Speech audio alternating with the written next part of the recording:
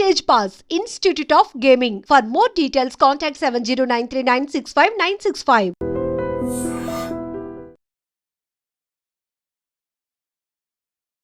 నమస్కారం, welcome to I dream. ధర్మ మార్గం విత్ విజిత కార్యక్రమానికి స్వాగతం.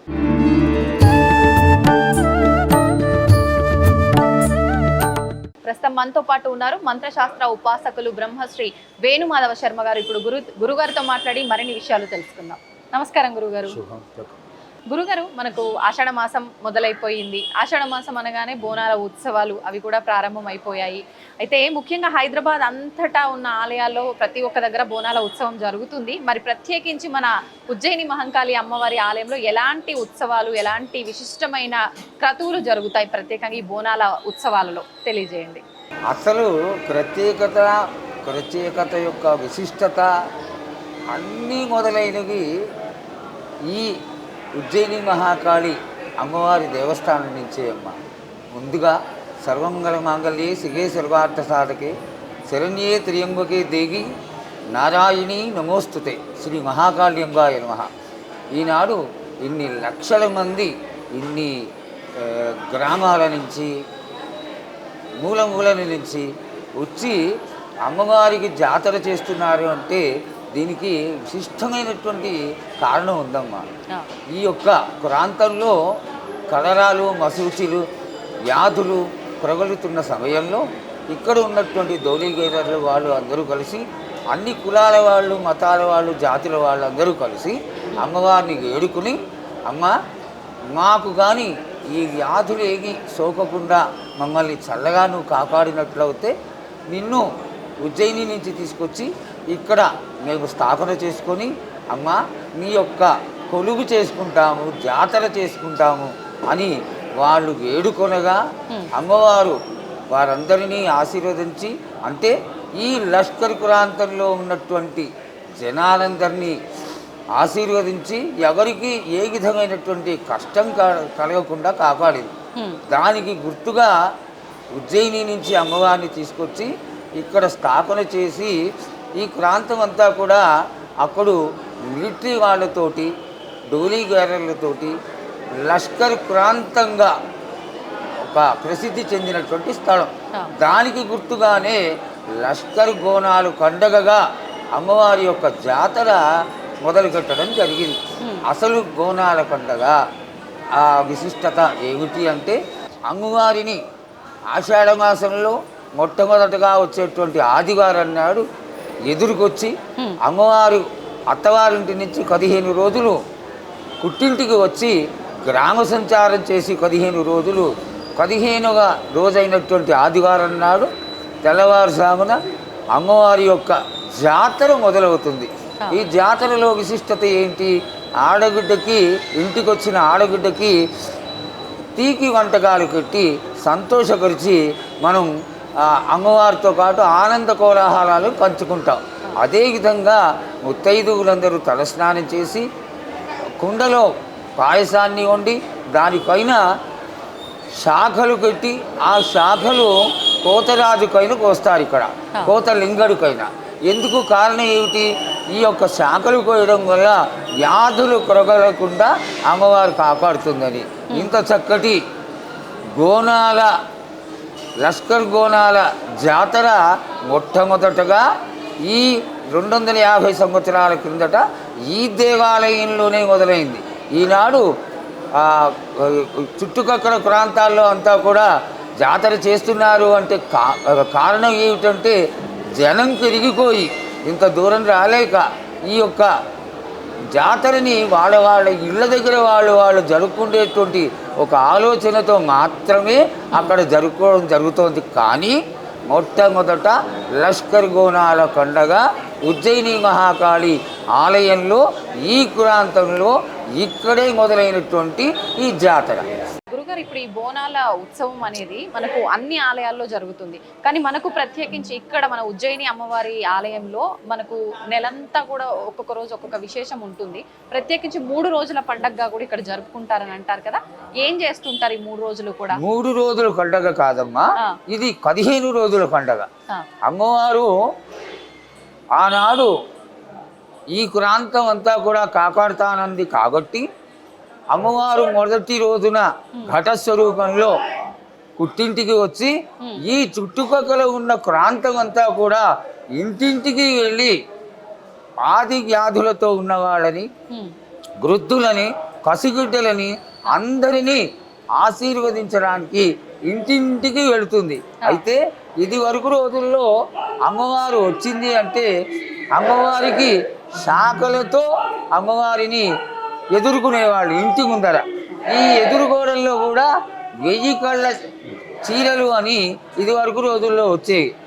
ఆ చీరలు వేసి వాటి మీద ఈ ఘట స్వరూపాన్ని ఎవరైతే శిరస్సుకైనా పెట్టుకుంటాడో అతన్ని లోపలికి ఇంటి ముందరికి ఆహ్వానించి అతనికి శాఖతో కాళ్ళు కడిగి ఇతరములైనటువంటి వస్తువులన్నీ అమ్మవారికి బహుమతిగా ఇచ్చి హారతులతో అమ్మవారిని మంగళ స్వరూపిణి అయినటువంటి జగన్మాతను కొనియాడి అందరూ కూడా జగన్మాత ఆడగిడ్డగా మా ఇంటికి వచ్చి మమ్మల్ని కాపాడుతుంది అనేటువంటి ఒక చాలా మంచి భావనతో అమ్మవారిని ఈ యొక్క పూజలతో సంతోషపరచడం అనేది ఇక్కడ జరుగుతున్నటువంటి గొప్ప విశేషం. గురుగారు, ఇప్పుడు బోనం వండుతున్నప్పుడు ఆడవాళ్ళు ఎటువంటి నియమాలు పాటించాలి? ఆ బోనం వండుతున్న ఇంట్లో మగవారైనా సరే కుటుంబ సభ్యులైనా కూడా నియమాలు పాటించాల్సి ఉంటుందా? ఇక్కడ ఒక చాలా గొప్ప విశేషం ఉందమ్మా.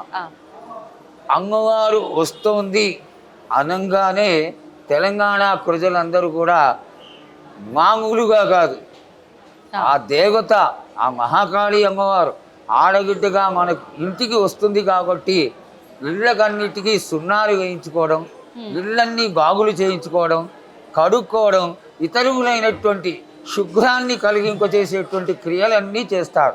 అలాగే బోనం చేసే రోజున అందరూ కూడా చాలా శుచిగా ఒక ఆడగిడ్డకి ఎంత ప్రేమతో అయితే ఆ మిఠాయిలు, ఇతరులైనటువంటి స్వీట్లు, రకరకాలైనటువంటి పిండి పదార్థాలు, పిండి వంటలు అన్నీ సమర్పించుకుంటారో ఈ 15 రోజులు కూడా కోలాహలంగా తెలంగాణ ప్రాంతం అంతా కూడా పండగ వాతావరణంతో ఉంటుంది. అందరూ కూడా ఈ పండగని ప్రధానమైనటువంటి పండగగా తీసుకొని అందరూ పండగ చేసుకునేటువంటి కోలాహలంలో శుచి శుక్రతని చాలా విశేషంగా పాటిస్తారు. గురుగారు, బోనాలతో పాటు అమ్మవారికి కళ్యాణము, వడిబియ్యం కార్యక్రమాలు ఇవన్నీ కూడా ఉంటాయి కదండి. దీని వెనకాల ఏదైనా ఆంతర్యం ఉందా, లేదంటే ఒక ఆడపడుచుగా భావించి మనం చేయాల్సిన విధానాలు ఆచరిస్తున్నామా? ఆడగిడ్డగా భావించి చేసేటువంటి క్రియ మాత్రమే ఇదంతా అమ్మా. దీనిలో శాస్త్రపరమైనటువంటి విషయం ఏంటంటే ఇష్టమైతే కళ్యాణాలు చేస్తాం. ఇప్పుడు గల్కంపేటలో చేస్తున్నారు.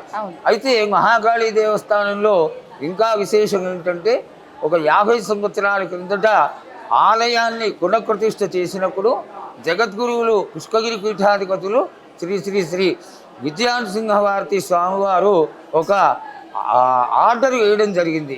మహాకాళి అమ్మవారు ఉంది కాబట్టి ఇక్కడ మహాకాళేశ్వర స్వామిని కూడా ప్రతిష్ఠింప చేసి ఈ యొక్క స్థానంలో విశిష్టతని, గొప్పతనాన్ని పెరుగుతుంది కాబట్టి తప్పకుండా చెయ్యాలి అని చెప్పడం, వారి తదనంతరం అశోక్ అనేటువంటి ఎగ్జిక్యూటివ్ ఆఫీసర్ గారు ఇక్కడ మహాకాళి అమ్మవారిని ప్రతిష్ఠింప చేయడం, అక్కడి నుంచి కూడా ఈ యొక్క మహాకాళి అమ్మవారికి మహాకాళేశ్వరుడితోటి ఇక్కడ శివరాత్రి రోజు కాళరాత్రి సమయంలో కళ్యాణం జరుగుతుంది, చాలా బాగా జరుగుతుంది. అయితే ఈనాడు కొత్తగా మొదలైనటువంటి కళ్యాణాలు వేరు. ప్రతి ఆలయంలో కూడా, అందులో మహాకాళి ఆలయంలో కూడా శాంతి కళ్యాణం అనేది జరుగుతుంది. ఈ శాంతి కళ్యాణం ప్రతి ఏటా చేయడం అనేది ఒక విశిష్టత, అది జరుగుతూనే ఉంటుంది. మన అమ్మవారికి మాత్రం ఈ మహాకాళి అమ్మవారికి 15 రోజుల జాతర మాత్రం చాలా విశేషమైంది. 16వ రోజున ఈ క్రియలన్నీ అయిపోయిన తర్వాత అమ్మవారు అత్తవారింటికి గజారూఢయ్యి చక్కగా ఘటస్వరూపిణిగా వెళ్ళిపోవడం జరుగుతుంది. ఇది 16 రోజుల జాతర విశిష్టత. కేవలం ఆది వ్యాధుల నుండి, రోగబాధల నుండి భక్తులని కాపాడుతాను అని అమ్మవారు ఎప్పుడైతే మాట ఇచ్చిందో 250 సంవత్సరాల నుంచి కూడా ఈ విధంగా ఈ మహాకాళి అమ్మవారి దేవస్థానంలో జరుగుతున్నటువంటి గొప్ప విశేషం. గురుగారు, ఘటం అని అంటూ ఉంటారు, ఏంటి ఈ ఘటం యొక్క విధానం? మనము దేవత పూజలు చేసిన, ఒక విశేషమైనటువంటి కార్యక్రమాలు చేసిన, ప్రతిష్టా విధులు చేసిన, ముఖ్యంగా యాగశాల వేసి, యాగశాలలో విశిష్టత ఏమిటి అంటే కలశ స్థాపన చేయడమే. ఆ కలశ స్థాపన చేసి కలశ స్వరూపంలో ఉన్నటువంటి దేవతామూర్తికి యాగాది క్రతువులు చేసి ఆ దేవతా స్వరూపాన్ని పరిపూర్ణంగా అందులోకి ఆవహింపచేసి దాన్ని ఆ మూర్తి యొక్క మూర్తి యొక్క స్వరూపంగా భావన చేసి మూర్తికి చైతన్యాన్ని నింపడం, ఆ చైతన్య స్వరూపమే ఈ యొక్క తేజస్సు. ఈ తేజస్సే మనందరినీ కాపాడేటువంటి దేవతా స్వరూపంగా భావన జరుగుతుంది. ఇదంతా మూలం ఏమిటి అంటే కలశ స్వరూపం. ఆ కలశ స్వరూపంలో చదువుకున్న పండితులు, విజ్ఞానవంతులు వాళ్ళందరూ చేసేటువంటి ఒక క్రియ. ఆనాడు 250 సంవత్సరాల క్రిందట కలశాలు, ఇతరములైనటువంటి పూజలు తెలియనటువంటి కామరులు ఈ ప్రాంతంలో ఉండేవారు కాబట్టి వాళ్ళకి తోచిన విధంగా కలశం అనేదాన్ని ఘటం అని కూడా అంటారు. ఆ ఘట స్వరూపంలో అలంకారం చేసి దాని మీద అమ్మవారి యొక్క ఆ స్వరూపాన్ని తెలియజేసేటువంటి లింగాన్ని పెట్టి దానికి స్వర్ణమయమైనటువంటి వస్తువులతో అలంకారం చేసి వాళ్ళ యొక్క ప్రజ్ఞ విజ్ఞానానికి తార్కాణంగా ఆ ఘట స్వరూపాన్ని తయారు చేసి అమ్మవారిని ఎదురుకు రావడం జరుగుతుంది. అది కూడా ఒక విశేషమైనటువంటి క్రియే. దాంట్లో ఆ ఘటంలో బియ్యం కోసి తాంబూలం పెట్టి అమ్మవారికి ఖర్జూరము, మొక్కలు, తమలపాకులు అన్నీ పెట్టి ఈ యొక్క ఘట స్వరూపాన్ని కలశ స్వరూపంగా భావన చేసి అమ్మవారిని ఎదురుకొచ్చి ప్రాంతం అంతా కూడా పూజించడం జరుగుతుంది. గురుగారు, ఇప్పుడు ఇదంతా ఒక ఎత్తు అయితే ఈ బోనాలు, ఘటం, ఈ కార్యక్రమాలన్నీ కూడా మనకు రంగం భవిష్యవాణి ప్రక్రియ ఇంకా పెద్ద ఎత్తు. అసలు దాని గురించి వివరించండి.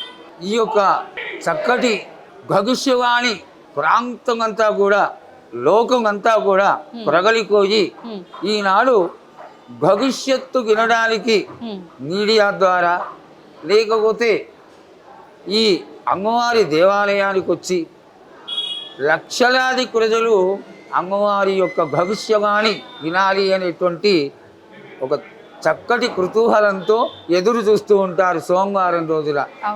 ఈ విశిష్టత ఏమిటి అంటే అమ్మవారు జోగిని స్వరూపమైనటువంటి ఈనాడు స్వర్ణలతకైకి ఆవాహన జరగడం జరుగుతుంది. ఇది ఎట్లా జరుగుతుంది అంటే 8 కులాల వాళ్ళు సాగర మంత్రాలతోటి అమ్మవారిని వారి వారి గొప్పతనంగా ఆవాహింపచేస్తారు. ఆ విధంగా ఆవహింపచేసినటువంటి స్వర్ణలతకైకి వచ్చినటువంటి మహాకాళి అమ్మవారిని ఈ ప్రధానమైనటువంటి దేవతామూర్తి అయినటువంటి మహాకాళి అమ్మవారి ఎదురుకుండా పరివార దేవత రాజశ్యామల అమ్మవారి ముందర కోతలింగడి స్థానానికి కూడా ముందర గుంట తవ్వి ఆ గుంటలో పచ్చి కుండని ముందు రోజుగా మేళతాళాలతో కుమ్మరి ఇంటి నుంచి తీసుకొస్తారు. ఆ కుమ్మరి ఇంటి నుంచి తీసుకొచ్చినటువంటి ఈ కచ్చికుండని చాలా భయభక్తులతో కాపాడి మర్నాడు పొద్దున దాన్ని ఆ గుంటలో బోర్లా వేసి అలాగే దానిపైన మళ్ళీ చాటగొట్టి నవధాన్యాలు కోసి పసుపు కుంకుమలు వేసి తాంబూలం పెట్టి గంగారు, తర్వాత వెండి, రాగి, ఇత్తడి మొదలైనటువంటి సువర్ణ విశేష ద్రవ్యాలతో ఆ చాటలో వేసి అక్కడ ఆవహింపచేసినటువంటి ఈ యొక్క అమ్మవారి స్వరూపం ఏదైతే ఉందో స్వరూపమైనటువంటి స్వర్ణలతకి ఆవహింప చేయడం జరుగుతుంది. ఆ స్వర్ణలతని ఈ కచ్చికుండకైన నిలబెడతారు. చాలా విశేషం ఏమిటంటే కచ్చికుండ సాధారణంగా జాగ్రత్తగా లేకుండా కానీ దాన్ని కట్టుకుంటే విరిగిపోయేటువంటి ఛాన్సెస్ ఎక్కువగా ఉంటాయి. అయితే ఎప్పుడైతే అమ్మవారు ఆవహిస్తుందో స్వర్ణలతకైకి ఈ అమ్మవారు రావడం జరుగుతుందో ఆ నిలబడ్డటువంటి మనుష్య స్వరూపం నిలబడ్డా కూడా ఆ కచ్చకుండా కదలకుండా విరగకుండా ముక్కలు కాకుండా అలాగే ఉంటుంది. భవిష్యత్తు చెక్కడం అనేది స్వర్ణలత చెప్తుంది. దానికి ముందుగా ఏం అడగాలి, ఏమి దాని యొక్క విశిష్టత తెలుసుకోవాలి అని పెద్దలందరూ నిర్ణయించడం జరుగుతుంది. నిర్ణయించినటువంటి ప్రశ్నలని బ్రహ్మశ్రీ వేణుమాధవ శర్మ అయినటువంటి నేను, నాకు పెద్దవారైనటువంటి ఎల్లంగట్ల రామకృష్ణ గారు పక్కనే నిలబడి ఆలయానికి పెద్దవాళ్ళుగా మేము అడగడం జరుగుతుంది. అడిగిన వాటికి చక్కగా అమ్మవారు ఆమెకి చదువు సంధ్య అట్లాంటివి కాకుండా ఏం తెలియనటువంటి అమాయకురాలు ఆ పిల్ల, ఆ ప్రజ్ఞ ఎంత గొప్పగా ఉంటుంది అంటే ఆ అమ్మాయి అమ్మవారు ఆవహించినటువంటి విజ్ఞతని చూపిస్తుంది. అక్కడ ఆ సత్యాన్ని మనం తెలుసుకోవచ్చు. ఎంతో గొప్పగా విశేషంగా అమ్మవారిగా సమాధానం చెప్తుంది. ఆ క్షణం మాత్రం స్వర్ణలత కాదు, ఆవహించినటువంటి మహాకాళి దేవతగా అడిగిన వాటికి అన్నిటికీ సమాధానాలు చెక్కి తర్వాత ఒక 40-45 నిమిషాల తర్వాత మనం కోరినవన్నీ ఆశీర్వదించి అమ్మవారు భవిష్యత్తులో అంటే వచ్చే సంవత్సరంలో వానలు ఎలా పడతాయి, ఎండలు ఎలా ఉంటాయి, పాడిగుంటలు ఎలా ఉంటాయి, మనుష్యులు ఎలా ఉంటారు, అందరూ ఆది వ్యాధులతో సంతోషంగా ఉంటారని తెలియచేస్తూ ఆవిడ వెళ్ళుకోవడం జరుగుతుంది. ఎప్పుడైతే ఏ క్షణం అయితే అమ్మవారు తన స్థానం నుంచి వెళ్ళిపోతుందో ఈ కచ్చకుండా కగిలిపోవడం జరుగుతుంది. ఇది అమ్మవారు ఉన్నది 100కి 100 కాళ్ళు అని తెలియజేయడానికి చక్కటి తార్కాణం. అందువల్లనే ఈ భవిష్యవాణి కార్యక్రమాన్ని అందరూ కూడా ఎంతో కోరికతో అమ్మవారి ఆశీర్వాదం పొందడానికి అందరూ కూడా వేయి కళ్ళ ఎదురు చూసి ఈ భవిష్యవాణిని చూస్తూ ఉంటారు. గురుగారు, ఇప్పుడు భవిష్యవాణి అంటే జరగబోయేదంతా కూడా మీరు అడుగుతుంటే అమ్మవారు స్వర్ణలత గారి రూపంలో వచ్చి చెప్తూ ఉంటారు. కానీ ఏదైనా తెలియక చేసిన తప్పులు ఏవైనా ఉంటాయి కదండి, అవి కూడా అమ్మవారు సెలవిస్తారా? సంచిత ప్రారంభ కర్మలని కొన్ని ఉంటాయమ్మా. అవి కోయిన జన్మలో చేసినటువంటి కర్మ, 7 జన్మల కిందట చేసినటువంటి కర్మ, వాటిని మాత్రమే మనిషి ఈ జన్మలో జంతువునా నరజన్మ దుర్లభం అన్నారు. విశిక్షణ ఇచ్చి మానసిక ప్రవృత్తిని కలిగింప చేసి భగవంతుడు అన్నీ ఇచ్చినా కూడా తనకి తెలిసి తెలియక ఖచ్చితంగా వీటినన్నిటినీ తక్కువ చేస్తూనే ఉంటాడు. ఆ చేసినటువంటి క్రియలు ఎవరు అనుభవించాలి? వాడే అనుభవించాలి. అందువల్ల వాడు అనుభవిస్తున్నటువంటి ఈ యొక్క కర్మ కాకానికి అమ్మవారు గాజురాలు కాదమ్మా. అయినప్పటికీ ఆ జగన్మాతని ఎప్పుడైతే స్మరించి అమ్మవారి యొక్క పూజలు చేసి ఇతరులైనటువంటి అనుష్ఠానాలు చేసి వేడుకుంటే కనీసం కొంత భాగం వరకైనా కూడా ఆ పాక నివృత్తి కలుగుతుంది. కాబట్టి దేవతా సాన్నిధ్యాన్ని దేవుణ్ణి ఎల్లవేళలా మనం అందరం కూడా చక్కగా పూజ చేస్తూనే ఉండాలి.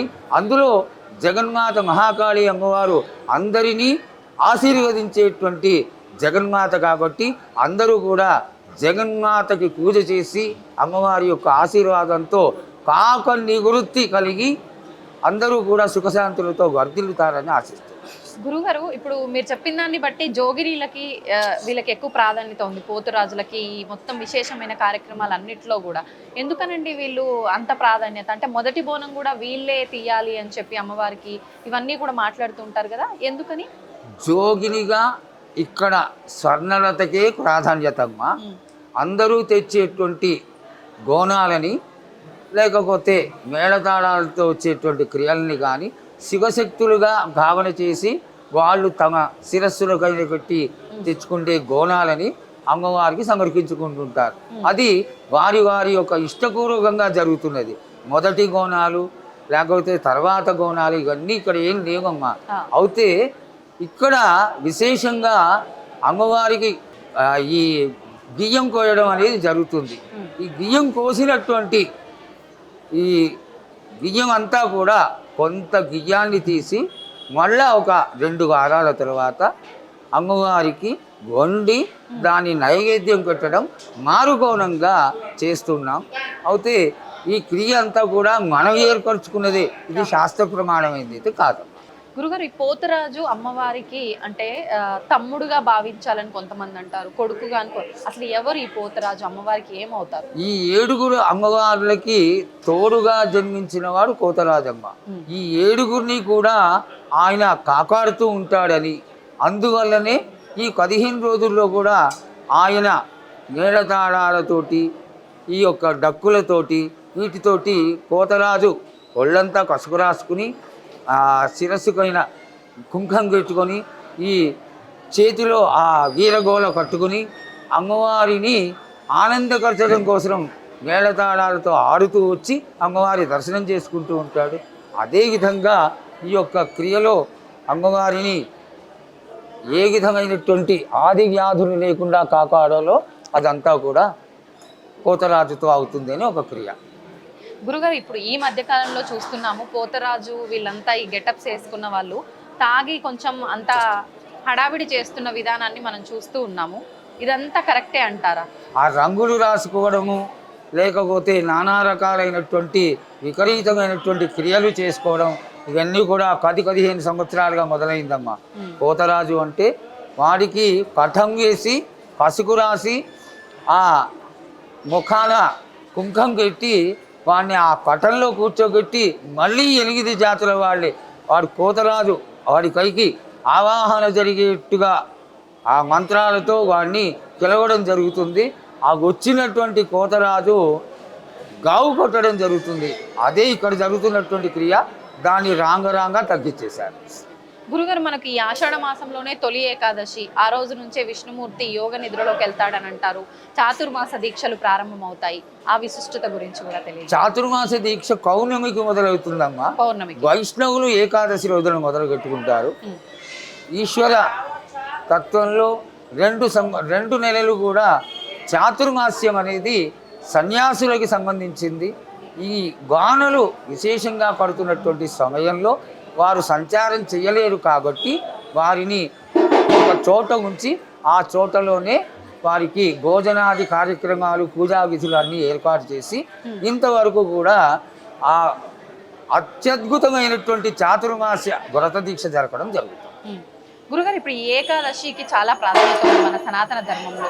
కానీ ఇప్పుడున్న విధానం చూస్తే అంతా కూడా ఇంతకు ముందులా లేదు అనిపిస్తుంది. అసలు ఏంటి ఆ విధానం? అది ఇదివరకు కంటే ఇప్పుడే చక్కగా ఏకాదశి చేస్తున్నారమ్మా. అవునా? క్యాలెండర్లు రావడం, అందరూ క్యాలెండర్లు చూసేటువంటి స్థితికి రావడం, తెలుసుకుని ఏకాదశి రోజున ఉపవాసాలు ఉండడం, అందరూ చక్కగా విష్ణు పూజ చేయడం, ఈశ్వర పూజ చేయడం చక్కగా పెరిగిపోయింది.